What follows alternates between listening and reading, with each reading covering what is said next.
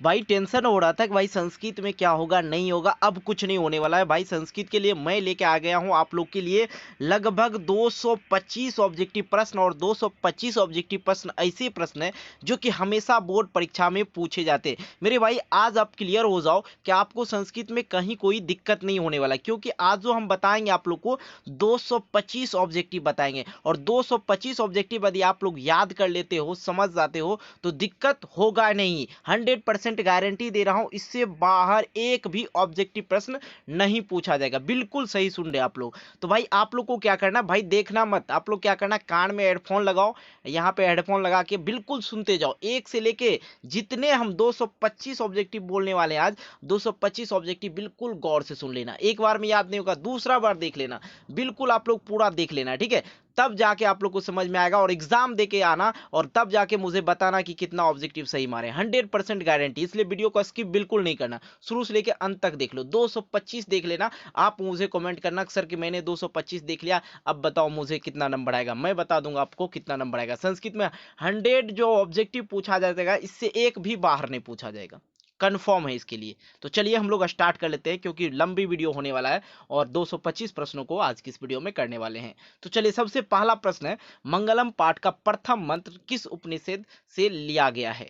तो इसका जो राइट आंसर हो जाएगा, हम डायरेक्ट आंसर ही करवाने जा रहे हैं, ठीक है, क्योंकि ऑप्शन बोलेंगे तो बहुत टाइम लग जाएगा। ईशावास्य उपनिषद से इसका राइट आंसर हो जाएगा, ईशावास्य उपनिषद से। अगला प्रश्न है दूसरा नंबर, उपनिषद के रचनाकार कौन है? तो उपनिषद निषद का रचनाकार कौन है? तो इसका राइट आंसर हो जाएगा वेद व्यास। तीसरा नंबर प्रश्न है, उपनिषद किसका अंतिम भाग है? देखिए बहुत अच्छा प्रश्न है, उपनिषद किसका अंतिम भाग है? इसका राइट आंसर हो जाएगा वैदिक साहित्य का। किसका? वैदिक साहित्य का। और अगला प्रश्न हमारे पास है चौथे नंबर है, यहाँ पे चौथे नंबर, ऋषा यदि प्राणित को क्या कहते हैं? तो इसका राइट आंसर हो जाएगा कृतक, ठीक है। अगला प्रश्न पांचवा नंबर, वेद रूपी शास्त्र क्या होता है? तो वेद रूपी शास्त्र क्या होता है? नृत्य होता है, ठीक है। अगला आइए छठे नंबर, अपने नाम और रूप को छोड़कर कौन समुद्र में विलीन हो जाती है? तो ये बहुत बार प्रश्न पूछेगा जा चुके हैं, ठीक है, क्वेश्चन बैंक पढ़े होंगे तो आप लोग तो पता होगा, ठीक है, नदी। इसका राइट आंसर क्या हो जाएगा? नदी। अगला प्रश्न हमारे पास आ चुका है सातवें नंबर, विजय कैसे प्राप्त होता है? तो विजय प्राप्त करने के लिए क्या चाहिए? सत्य चाहिए, सत्य से विजय होता है। आठवें नंबर प्रश्न है, स्वर्णमय पात्र से सत्य का क्या अवांछित है? तो इसका राइट आंसर हो जाएगा मुख अवांछित है, आपके शीर्षक से दिया गया, कहानी से दिया गया है। 9 नंबर है, किसकी किसकी विजय होती है? तो किसकी विजय होगी? सत्य की विजय होगी, मैंने ऊपर भी जस्ट आपको बताया। अगला प्रश्न हमारे पास है 10वें नंबर, किस पुरुष को मृत्यु के आने की जानकारी हो जाती है? तो वो होते हैं साधुक को, मतलब साधु को जो है मृत्यु आने की जानकारी हो जाते हैं। 11 नंबर है, प्राणी के हृदय रूपी गुहा में निहित होते हैं। तो क्या होते हैं? आत्मा होते हैं निहित। आइए इसी तरह से 12वें नंबर प्रश्न, मंगलम पाठ में कैसे मंत्र संकलित हैं? तो मंगलम पाठ में जो है कैसे मंत्र संकलित हैं? पदात्मक। इसका जो राइट आंसर हो गया पदात्मक। आइए अगला प्रश्न हम लोग देखते हैं 13 नंबर, बिल्कुल देखते जाइएगा, ठीक है। मंगलम पाठ में कितने मंत्र है? तो आप लोगों को याद होगा मंगलम पाठ में कितने मंत्र? 5 मंत्र। 14 नंबर है, महान से भी महान क्या होता है? तो आत्मा होता है महान से महान। 15 नंबर, देवलोक का मार्ग किससे प्रस्त है? प्रस्त है, ठीक है। जो देवलोक का मार्ग किससे प्रस्त है? जिस तरह आपने देखा होगा राजा हरिश्चंद्र अपने सच बोलने पे उसने देवलोक को भी हरा दिया था, चाहे वो खुद बिक गया था लेकिन सत्य ही बोला था, ठीक है। तो इसका राइट आंसर हो गया सत्य से। आइए अगले प्रश्नों की ओर चलते हैं। अगला प्रश्न हमारे पास है 16 नंबर, मंगलम पाठ में किस सिद्धांत का वर्णन है? तो दर्शन शास्त्र का वर्णन है। 17 नंबर है, परमात्मा कहाँ रहते हैं? सर्वत्र, मतलब इसका हुआ सभी जगह रहते हैं। अगला प्रश्न 18 नंबर, उपनिषद की संख्या है? तो उपनिषद की संख्या है 108, ठीक है। और वेदों की संख्या पूछा जा रहा है, तो वेदों की संख्या होता है 4। और साथ ही जान लीजिए आप लोग, वेदांगों की संख्या पूछे जाए तो वेदांगों की संख्या कितना हो जाएगा? आपका 6 हो जाएगा, ठीक है, वेदांगों की संख्या। डॉट नट बच्चों, किसी भी सवाल में आप अटक गए हो, आपसे सॉल्व नहीं हो पा रहा है, बस आपको उस सवाल का फोटो लेना है, क्रॉप करना है और 5 सेकंड के अंदर उस क्वेश्चन का आपको वीडियो सोल्यूशन मिल जाएगा। फिर चाहे आपका वह क्वेश्चन होमवर्क का हो, सीबीएसई बोर्ड का हो, यूपी, बिहार, महाराष्ट्र, एमपी या किसी भी बोर्ड का हो, चाहे आईआईटी, जी, नीट क्लास 6ठी से 12वीं तक का सवाल हो, इन सब का जवाब मिलेगा .NET ऐप पर। या कोई भी सब्जेक्ट हो, फिजिक्स, केमिस्ट्री, मैथ, बायोलॉजी, आपके सभी सवाल का जवाब मिलेगा .NET ऐप पर। साथ ही चल रहा है कक्षा 9वीं से 12वीं तक का लाइव क्लास हिंदी और इंग्लिश मीडियम में। तो बच्चे देर क्यों, डिस्क्रिप्शन बॉक्स में आपको लिंक मिल जाएगा जहां से आप लोग जाके .NET ऐप को डाउनलोड कर सकते हो। तो जल्दी जाओ और डाउनलोड करो। अगला प्रश्न हमारे पास है 21 नंबर, यह संसार किसके द्वारा अनुशासित है? तो इसका राइट आंसर हो जाएगा परमात्मा के द्वारा। 22 नंबर है, सरस्वती की कुल गुहा कहा जाता है? तो पाटलिपुत्र को कहा जाता है। सरस्वती की कुल गुहा कहा जाता है तो किसको कहा जाएगा? पाटलिपुत्र को। 23 नंबर है, देखिए यहाँ पे 23 नंबर, परिभूत पुरंदर स्थानम, परिभूत पुरंदर स्थानम कहाँ है? तो इसका राइट आंसर हो जाएगा पाटलिपुत्र। 24 नंबर है, पटना में बहुत बार कौन आए? जो पटना में है बहुत बार कौन आए थे? भगवान बुद्ध आए थे। आइए इसी प्रकार से हम लोग 25 नंबर की ओर चलते हैं। बुद्ध काल में पटना का क्या नाम था? बुद्ध काल में पटना का क्या नाम था? तो पाटलीग्राम नाम था। और 26 नंबर जो है बहुत बार पूछा गया, पटना का इतिहास कितना वर्ष पुराना है? तो 2500 वर्ष पुराना है। 27 नंबर है, यूनान का राजदूत कौन था? तो इसका राइट आंसर हो गया मेगास्थनीज। 28 नंबर है, काव्य में मीमांसा के लेखक कौन है? तो इसका जो राइट आंसर हो जाएगा राजशेखर। ठीक है, अगला प्रश्न हमारे पास है 29 नंबर, कुटीन कुटीम कुटीमत कुटीमत काव्य के लेखक कौन है? तो इसका राइट आंसर हो जाएगा दामोदर गुप्त। अगला प्रश्न हमारे पास है 30 नंबर, कमोदी महोत्सव मनाया जाता है? तो कमोदी महोत्सव जो मनाया जाता है पटना में ही मनाया जाता है। तो कब मनाया जाता था? तो गुप्त काल में और शरद ऋतु में। ठीक है, गुप्त काल से ही और शरद ऋतु में मनाया जाता था। अगला प्रश्न है 31 नंबर, पटना नगर की पालिका देवी कौन है? तो पटना नगर की पालिका देवी पटन देवी थे। कौन थे? पटन देवी। आपको याद हो गया होगा। और देखिए कितने प्रश्नों का आप लोग आंसर जानते थे भैया, ये हमें कमेंट करके जरूर बताइएगा। हम आपको तो बताने वाले हैं 225, और 225 में आप कितने जानते होंगे ये जरूर बताइएगा। ठीक है, क्योंकि वीडियो बहुत ही ज्यादा धांसू होने वाला है। अगला प्रश्न है 32 नंबर, पटना का समुद्र द्वार कब हुआ? ठीक है, तो इसका राइट आंसर हो जाएगा मौर्य काल के समय में। 33 नंबर देखा जाए, पटना शब्द का उत्पत्ति हुआ था? तो पटना शब्द का उत्पत्ति हुआ था पतन से। 34 नंबर है, किस साहित्य ग्रंथ में पटना के हजारों वर्ष पुराना नाम का वर्णन है? तो इसका जो हो जाएगा मुद्राक्ष। कौन सा ग्रंथ में? मुद्राक्ष में। अगला प्रश्न हमारे पास है, मुद्राक्षस के रचनाकार कौन है? तो इसका राइट आंसर हो जाएगा विशेखा दत्त। 36 नंबर है, गुरु गोविंद सिंह का जन्म हुआ था? तो कहाँ पे हुआ था? पटना में हुआ था। पुरंदर का पर्याय है? तो इसका राइट आंसर हो गया इंद्र। 38 नंबर है, पटना के उत्तर दिशा में है? तो पटना के उत्तर दिशा में क्या है? गंगा नदी है। 39 नंबर है, सिख संप्रदाय के 10वें गुरु कौन थे? तो इसका राइट आंसर हो जाएगा गुरु गोविंद सिंह। और ये जो है इंटर वाले में भी पूछा गया था। ठीक है, 40 नंबर देखिए, पटना के प्राचीन नाम, पटना का प्राचीन नाम पाटलिपुत्र, कुसुमपुर और पुष्पपुर। ये तीनों ऑप्शन में कोई ऑप्शन मिल जाए तो आप ठोक सकते हैं। आइए अगले प्रश्न की ओर चलते हैं। 41 नंबर पे आ चुके हैं, और 41 नंबर जो है धांसू सवाल दे रखा है। कह रहा वीरेश्वर कहाँ के मंत्री थे? तो मिथिला के मंत्री थे। करुणामय कौन दिखाता है? तो करुणामय कौन दिखाता? आलसी दिखाता है। 43 नंबर है, 43 नंबर है, निर्गति लोगों में प्रथम कौन है? तो निर्गति जिसमें गति ना होना, चलने फिरने में, कुछ नहीं करने में, तो कोई सा आदमी होगा? आलसी आदमी होगा। 44 नंबर है, आलस कथा में किसका महत्व वर्णित है? तो इसका आंसर हो जाएगा मानव का गुण का। 45 नंबर है, चारों आलसी पुरुषों को किसने निकाला? नियोगी पुरुष ने। किसने निकाला? नियोगी पुरुष ने। ये कहानी तो आप लोग अच्छी तरह से जानते ही होंगे, बहुत ही मजेदार कहानी। ठीक है। 46 नंबर है, जीव किसका सुख देखकर दौड़े आ जाते हैं, सॉरी यहाँ पे नहीं दिख रहा था, दौड़े आ जाते हैं? तो सजातीय का। किसका? सजातीय का। 47 नंबर है आलस कथा पाठ लिया गया है। तो आलस कथा पाठ जो लिया गया है पुरुष परीक्षा ग्रंथ से लिया गया है। ये भी बहुत ज्यादा इंपॉर्टेंट है, ठीक है भाई, पूरा का पूरा क्वेश्चन ही इंपॉर्टेंट है, कहीं कोई दिक्कत नहीं। 48 नंबर है पुरुष परीक्षा ग्रंथ किस भाषा में लिखित है? तो संस्कृत में लिखित है। और आलस कथा के रचयिता कौन थे? तो विद्यापति थे। 50 नंबर आ चुके हैं वीरेश्वर का स्वभाव कैसा था? दानशील और करुणविक था। 51 नंबर है स्त्रियों की गति कौन होते? तो स्त्रियों की गति कौन होंगे? तो करपति होंगे। 52 नंबर है बालक की गति कौन है? तो बालक की गति कौन होंगे? माता होंगे। आइए अगले प्रश्न 53 नंबर आलसियों की गति कौन है? तो करणविक होते हैं, ठीक है। 54 नंबर है नीतिकार आलस को क्या मानते हैं? तो आलसकार क्या मानते हैं? शत्रु मानते हैं। अब जिसको काम न काज रहेगा तो आलसी हो जाते हैं, और जो काम कर रहे हैं हर चीज कर रहे हैं उसके लिए और अपने लिए खुद के लिए भी चलते फिरते हैं, तो वो क्या मानेंगे? उसको शत्रुएन मानेंगे। यदि वो आलस करने लगा तो काम कर पाएगा? अभी आप लोग वीडियो देख रहे हैं, आलस करते तो पढ़ पाते देख पाते नहीं ना, इसीलिए।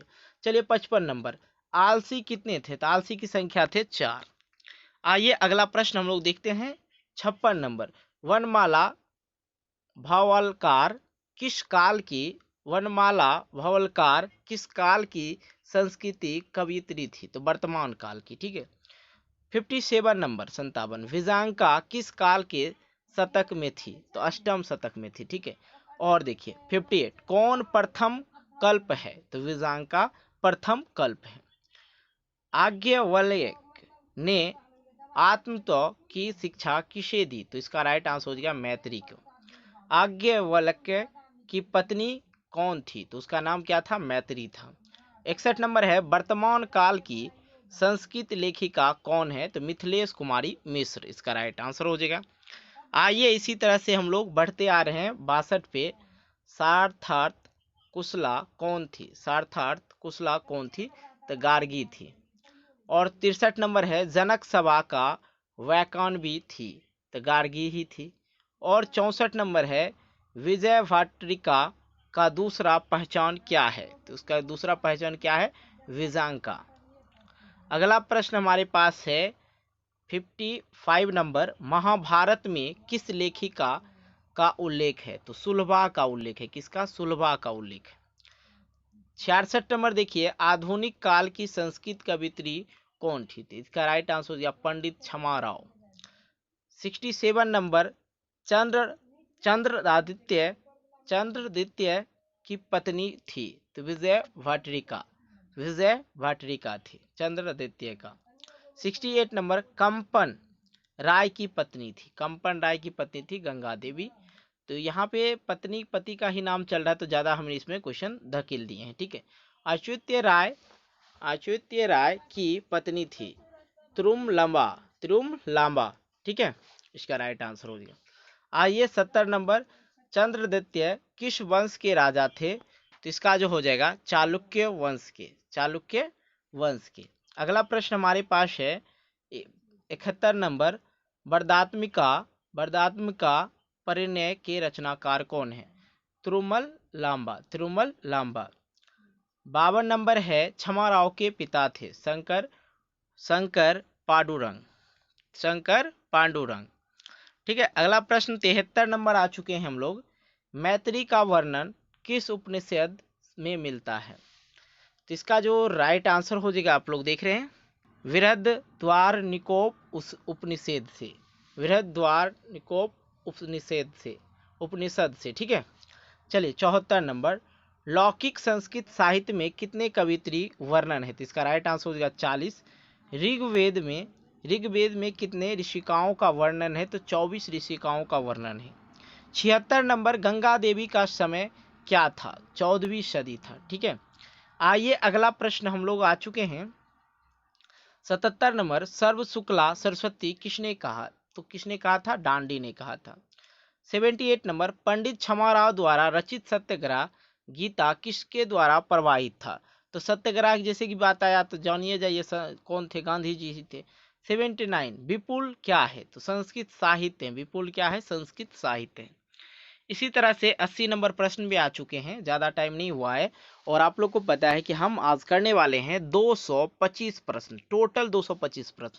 भाई बहुत सारे बच्चे हट जाएंगे लेकिन फिर बाद में आके ज़रूर देख लेना पूरा वीडियो, क्योंकि इससे बाहर नहीं आएगा, श्योर हो जाओ, ठीक है, कहीं कोई दिक्कत नहीं, इससे बाहर आएगा ही नहीं, ठीक। तो टेंशन मत लो, अभी तक आप देख रही रहोगे और सब जा रहे होगे तो यार प्यारा सा एक कमेंट करके जाना, और कहीं कोई दिक्कत होगा तो ठीक है, बाकी बाद में जरूर देखना, पूरा वीडियो जरूर देख लेना एक बार। किस देश में देवता बार बार जन्म लेना चाहता है, तो वो देश कौन है, भारत। 81 नंबर है, भारत महिमा गीता के रचनाकार कौन है, तो इसका राइट आंसर हो जाएगा डॉक्टर उमाशंकर शर्मा। 82 नंबर है, भारत की शोभा को देखकर कौन प्रसन्न है, तो भारत की शोभा देखकर ईश्वर भी प्रसन्न है। 83 नंबर, हमारा कर्तव्य भारत के प्रति क्या है, तो राष्ट्रभक्ति है हम लोग का।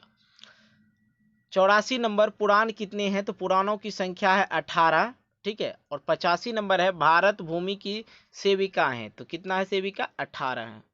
आइए अगला प्रश्न हमारे पास 86 नंबर, किसके गीत देवता लोग भी गाते हैं, तो बहुत नॉर्मल सी बात है, बहुत बार पूछा गया है, भारत का, और भारत में ही जन्म लेने के लिए सभी भगवान रहते हैं कि हम भारत में जन्म ले, ठीक है।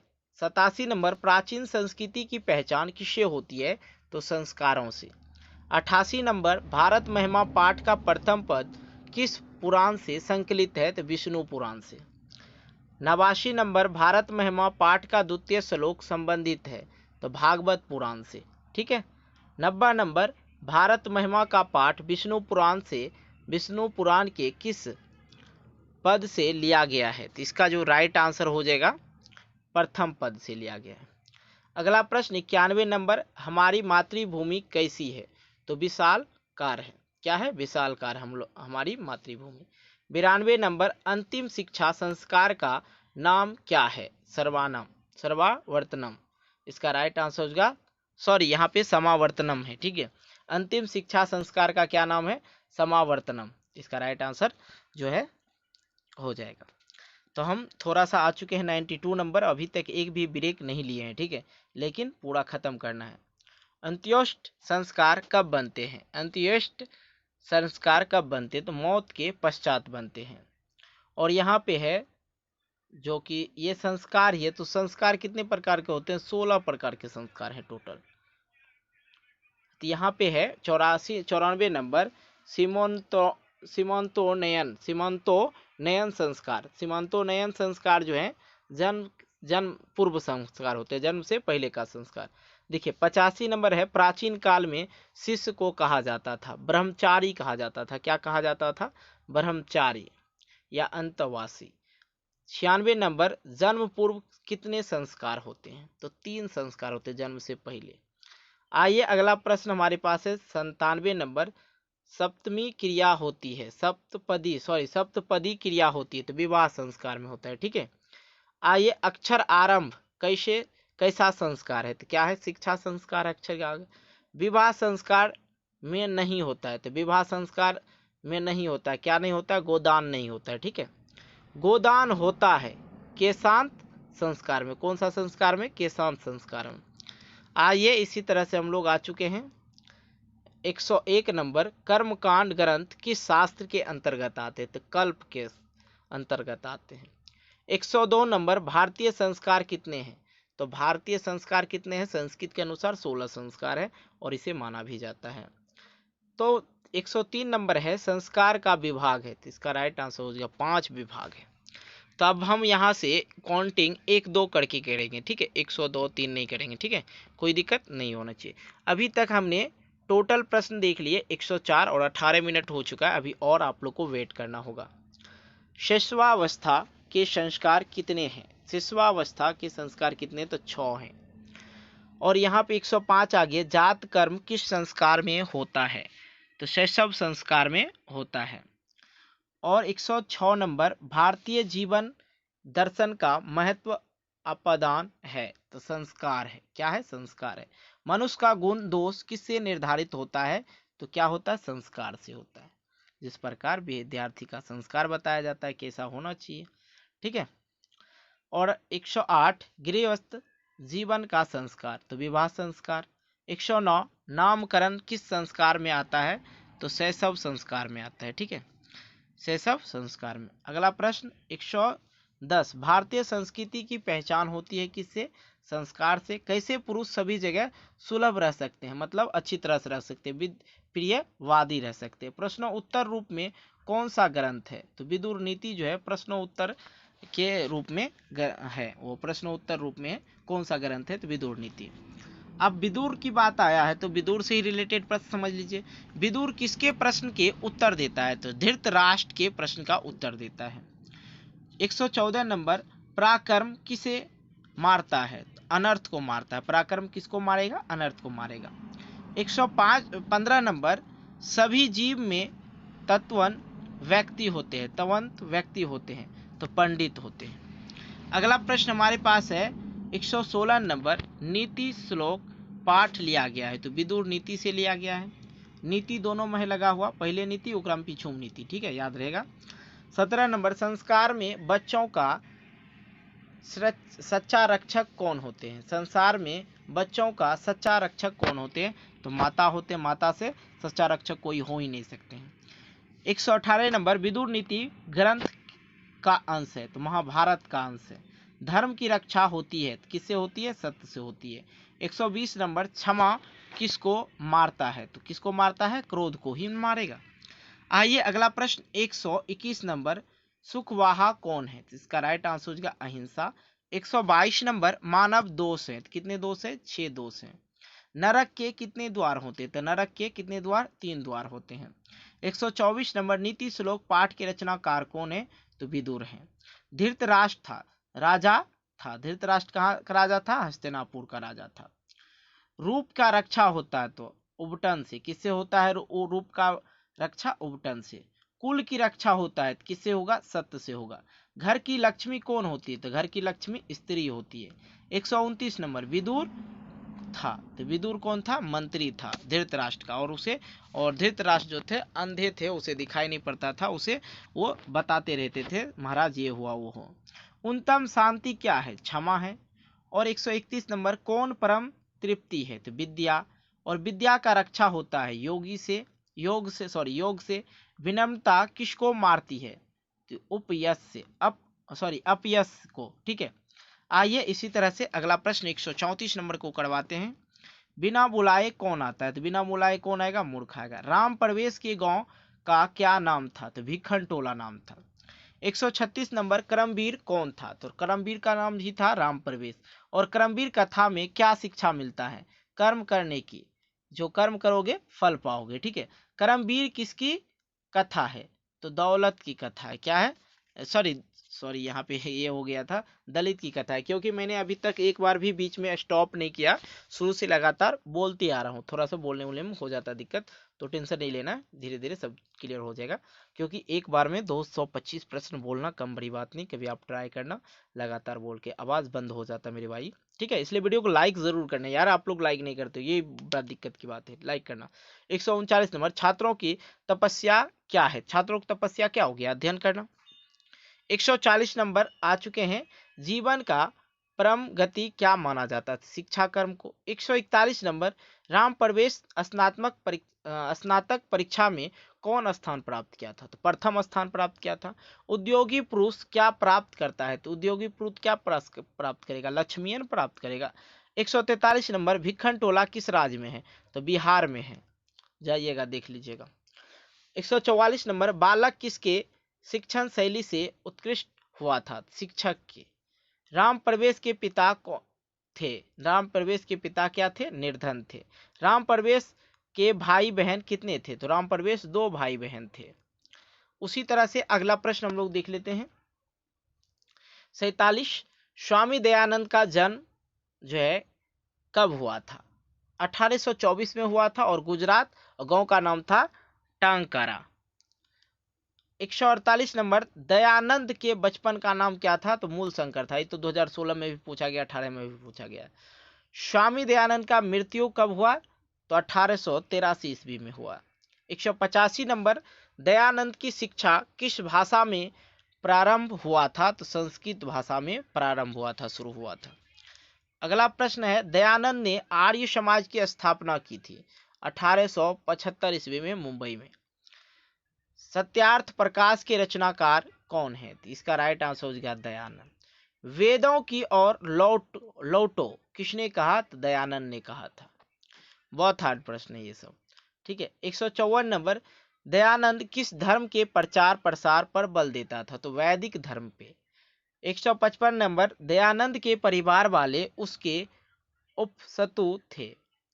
क्या है? उपसतु थे, तो शिव के उपासक। सॉरी, यहाँ पे दिखाई नहीं पड़ रहा था, अब थोड़ा सा गला फंस गया था, थोड़ा बोलने में हो जाता। उपासक थे, तो शिव के उपासक थे। ठीक है, थोड़ा देखने, एक ही चीज देखते देखते थोड़ा सा गौर करके जो है ना उलझ जाता नजर, इसलिए हो जाता है। 56 नंबर, 156 नंबर, दयानंद ने अपनी सिद्धांतों का संकल्प किया। तो सत्यार्थ प्रकाश में क्या है? और दयानंद किसके विरोधी थे? मूर्ति पूजा का। और देख रहे हैं ना, डीएवी पब्लिक स्कूल में सरस्वती पूजा नहीं होता है, इसलिए मूर्ति पूजा वो नहीं करना चाहते थे। इसका लंबा कहानी है, क्या आप लोग के साथ अभी शेयर करें, अभी तो हमें बहुत सारे प्रश्न करने हैं क्योंकि एग्जाम टाइम है। 58 नंबर, बहुत इंटरेस्टेड कहानी है। दयानंद के गुरु कौन थे? तो बिरजानंद थे। और 59 नंबर, दयानंद किस ग्रंथ का गहन अध्ययन किया था? आदर्श ग्रंथों का। 160, रघुवंशम के रचनाकार कौन थे? तो कालिदास थे। 161 नंबर, मध्यकाल में भारतीय समाज का दूषित थे। तो इसका जो राइट आंसर होगा,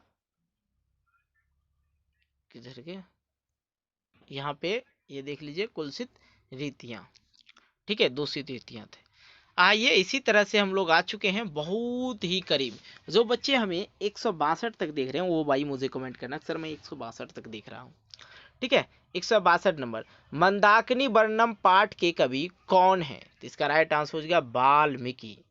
163 नंबर, मंदाकिनी वर्णम रामायण के किस कांड से संग्रहित है? तो इसका आंसर हो जाएगा अयोध्या कांड से। 164 नंबर, मंदाकिनी वर्णम पाठ किससे उद्धृत है? तो रामायण से। 165 नंबर, मंदाकिनी नदी में कौन स्नान करता था? तो इसका राइट आंसर हो जाएगा ऋषि स्नान करता था। 166 नंबर, राम मंदाकिनी नदी किसको दिखाते हैं? तो सीता को दिखाएंगे। 167 नंबर, मंदाकिनी नदी किस पर्वत के निकट बहता है? तो चित्रकूट पर्वत के निकट बहता है। बहुत हार्ड प्रश्न है सभी। ठीक है, वनवास प्रसंग में राम सीता लक्ष्मण के साथ कहाँ पहुंचे? चित्रकूट पहुंचे थे। कहाँ पहुंचे थे? चित्रकूट।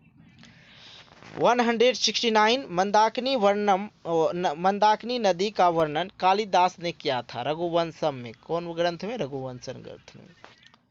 170 नंबर, नृत्यवती का प्रतिभाती तब पर्वत विशाल लक्ष्मी का। तो विशाल लक्ष्मी का तो क्या हो जाएगा? सीता। रमस्य भार्य का। रमस्य भार्य का, तो भार्य मतलब होता पत्नी। कौन थी राम की पत्नी? तो सीता थी। 72 नंबर, 172 नंबर, मंदाकिनी किसके सरोवर में भांति शोभती है? तो इसका वो कुबेर के। ठीक है, 173 नंबर, दुराचारी कौन था? व्याग। और यहाँ पे व्याघ्रपति का कथा के रचनाकार कौन है? तो इसका आंसर हो जाएगा नारायण पंडित। 175 नंबर, बुद्ध बाघ क्या देना चाहता था? स्वर्ण कंगन देना था। ठीक है, बुद्धिजीवी था, बुद्धिजीवी बाघ क्या देना चाहता था?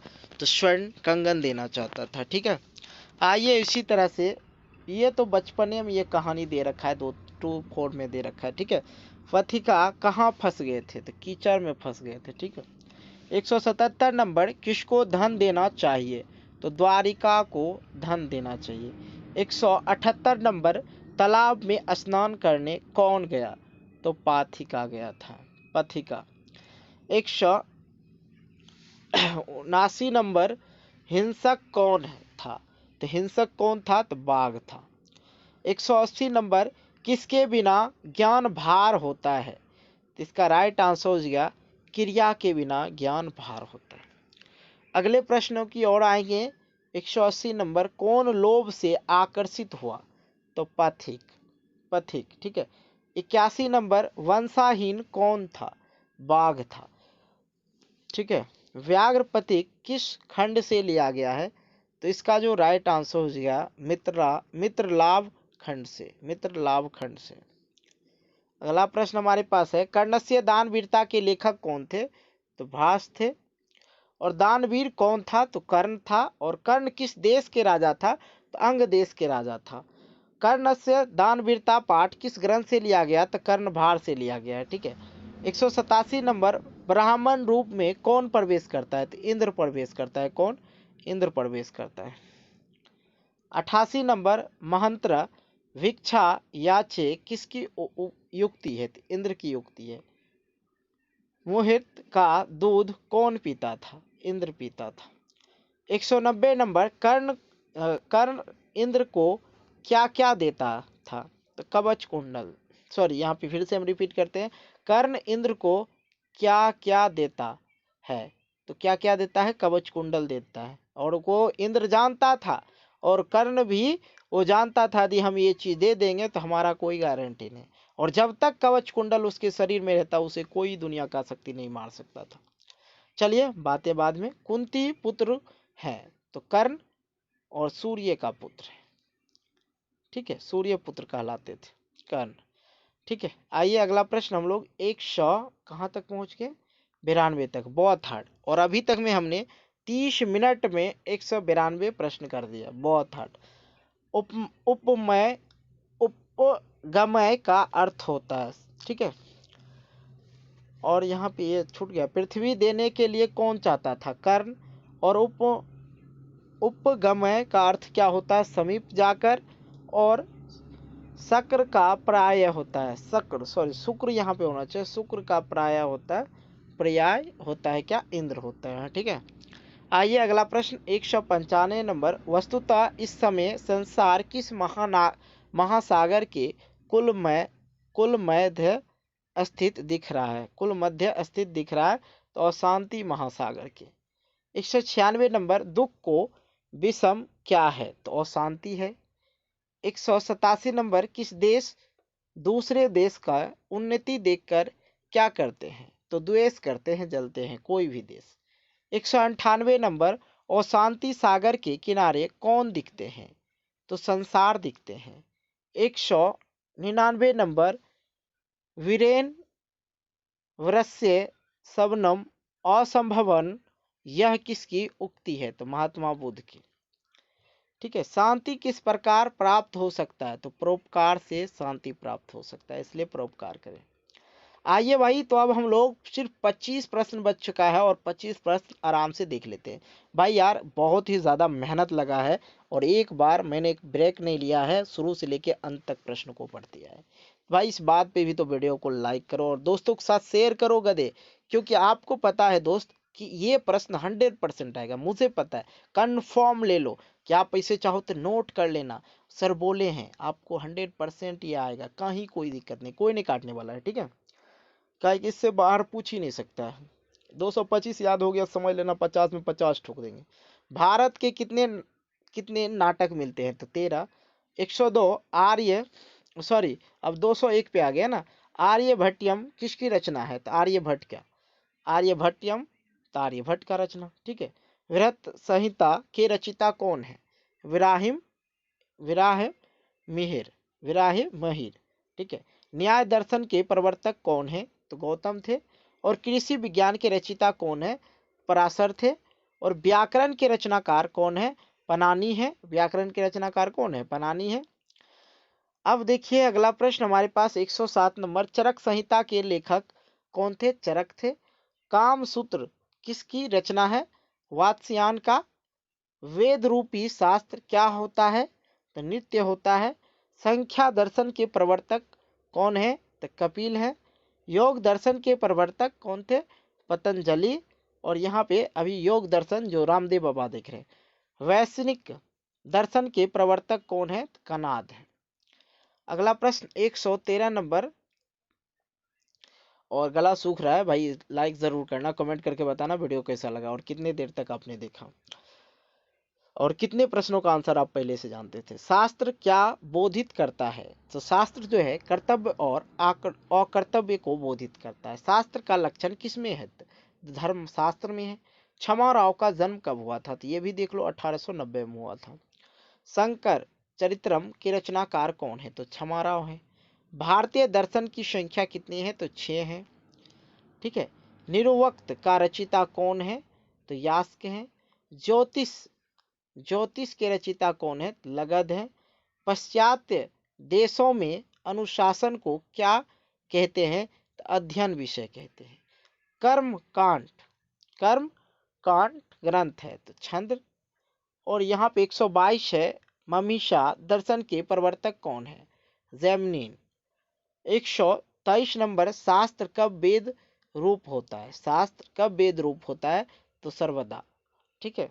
अगला प्रश्न 124 नंबर, विजय मधुरा विजयम के रचनाकार कौन है? तो गंगा देवी है। और साथ ही 125 नंबर, चरक संहिता किस विषय का ग्रंथ है? तो आयुर्वेद। तो भाई साहब मैंने जिस तरह आपको बोला था कि 225 प्रश्न करवाऊंगा तो बिल्कुल मैंने करा दिया। आपका कर्तव्य बनता है। और साथ ही मैं एक चीज गारंटी दे रहा हूँ, इससे बाहर नहीं पूछा जा रहा है जाएगा। ठीक है। इसलिए वीडियो को लाइक करें, दोस्तों के साथ शेयर करें, और चैनल पर नए हो तो चैनल को सब्सक्राइब करके नोटिफिकेशन बेल को प्रेस करके ऑल कर लें। ये बहुत ही अच्छी बात है। तो भाई ये आप लोग जल्दी जल्दी कर लोगे। ठीक है। और एग्जाम में गर्दा उड़ा दोगे। तो मिलते हैं एक नई वीडियो को लेके, तब तक के लिए बाय। जय हिंद जय भारत।